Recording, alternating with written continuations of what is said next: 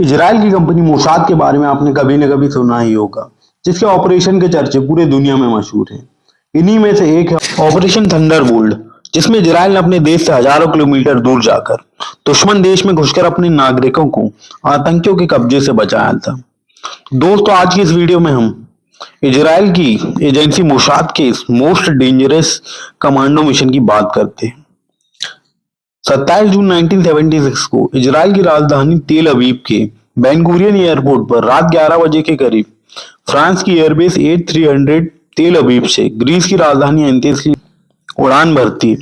इस फ्लाइट में total 258 passenger रहते हैं, क्रू मेंबर्स को मिलाकर। 1.5 घंटे के बाद यह फ्लाइट एथेंस पहुंचती है, जहां से प्लेन में 58 यात्री शामिल हो जाते हैं, जिसमें 4 आतंकी भी होते हैं, 2 फिलिस्तीनी लिबरेशन के और 2 जर्मनी के रेवोल्यूशनरी ब्रिगेड के थे। जैसे ही प्लेन उड़ान भरती है पेरिस के लिए, बीच में ही हाईजैकर्स आतंकियों द्वारा प्लेन को हाईजैक कर लिया जाता है। स्टार्टिंग में प्लेन को लीबिया ले जाया जाता है, जहां से प्लेन में फ्यूल भराया जाता है। फिर आतंकियों ने अरब कंट्रियों से मांग की कि यह प्लेन अपने देश पर लैंड कराने की हमें परमिशन दें, लेकिन अरब देश तैयार नहीं हुए। जिसके बाद 28 जून को हाईजैकर्स ने प्लेन को युगांडा के एंतबे एयरपोर्ट पर प्लेन को लैंड कराया। उस समय वहां का तानाशाह ईदी अमीन था, जो बहुत ही ज्यादा खूंखार था। कहा जाता है कि वह इंसानों का मांस खाया करता था। ईदी अमीन के पहले इजराइल के साथ अच्छे संबंध थे, लेकिन एक फाइटर प्लेन की डील की वजह से इजराइल से वह दुश्मनी कर लेता है। इसी वजह से उसने हाईजैकर्स को अपने यहाँ प्लेन को लैंड कराने की परमिशन दी।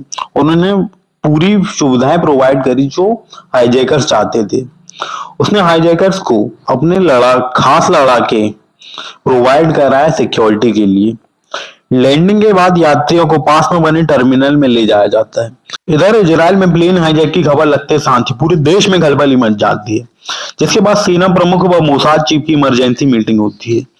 जिसके बाद उन्होंने सबसे पहले फैसला लिया कि आतंकियों की पहले मांगों को सुना जाएगा।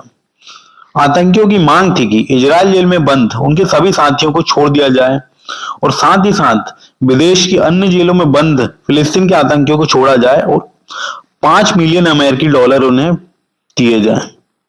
लेकिन इजराइल की पॉलिसी है कि वे आतंकियों के साथ कोई भी डील नहीं करते, ना कोई कॉम्प्रोमाइज करते हैं।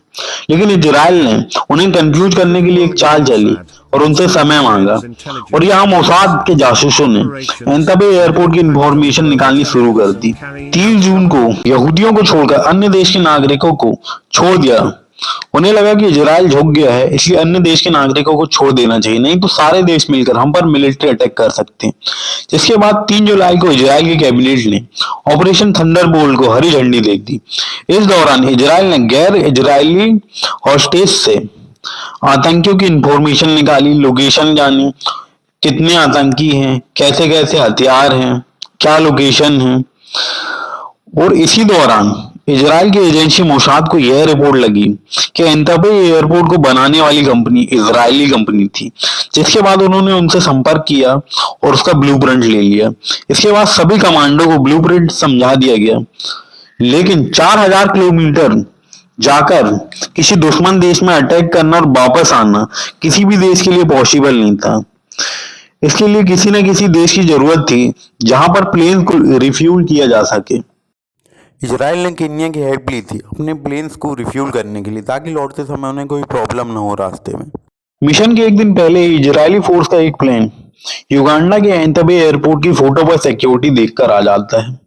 इसलिए इजरायली फोर्स ने 3 जुलाई का दिन मिशन के लिए डिसाइड किया था, और रात का समय 1 बजे, जिस समय ज्यादातर आतंकी सो रहे होंगे। 3 जुलाई को इजराइल के 100 कमांडो की टीम C-30 हर सुपर हरक्यूलिस विमानों के साथ साथ 3 बोइंग प्लेन भी लेके गई थी, जिसमें एक में यात्री आएंगे और दूसरा इमरजेंसी में मेडिकल ट्रीटमेंट के लिए रखा था।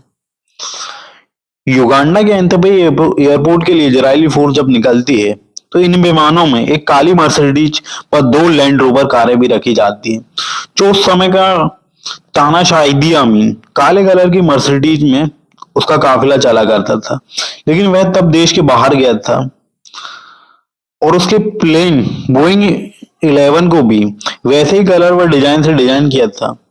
जिस कलर का ईदी अमीन रखा करता था ताकि वहां के आतंकियों पर एयरपोर्ट की सिक्योरिटी को इजरायली फोर्स चकमा दे सके। लेकिन कुछ दिनों पहले ही ईदी अमीन ने अपने काले कलर की कार को बदलकर व्हाइट कलर की मर्सिडीज ले ली थी, जिससे एयरपोर्ट में लगे सिक्योरिटी कमांडोज में एक को शक हो जाता है और उसने इजरायली फोर्स पर फायर कर देता है, जिसके बाद इजरायली कमांडो गनों में साइलेंसर लगाकर आते हैं ताकि गन की आवाज ना आए।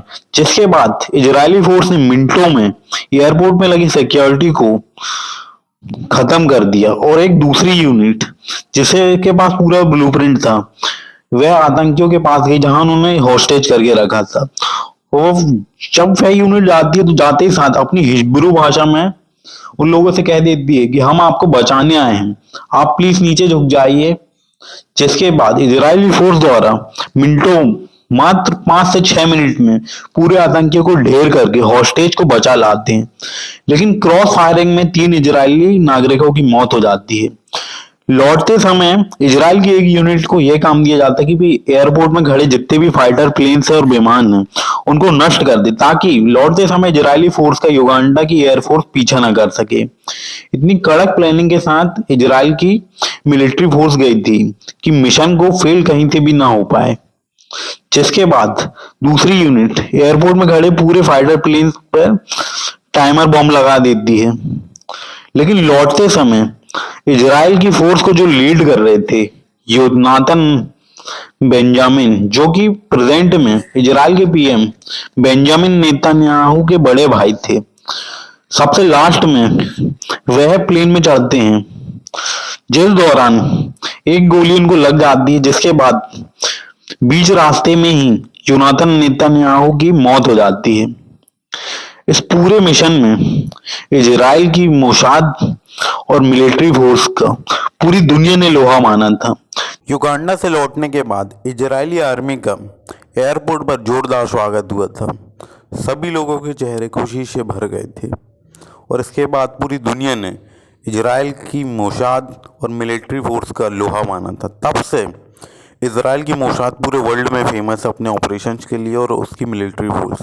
इसलिए कोई भी देश यहूदियों से पंगा नहीं लेता, ना ही इजराइलियों से। दोस्तों, अगर आपको वीडियो पसंद आई हो तो प्लीज़ वीडियो को लाइक करें, शेयर करें और चैनल को सब्सक्राइब करना ना भूलें। और ऐसे ही मज़ेदार मिशंस और इंटरेस्टिंग वीडियो देखने के लिए हमारे चैनल को ज़रूर सब्सक्राइब करें। मिलते हैं अगली वीडियो में।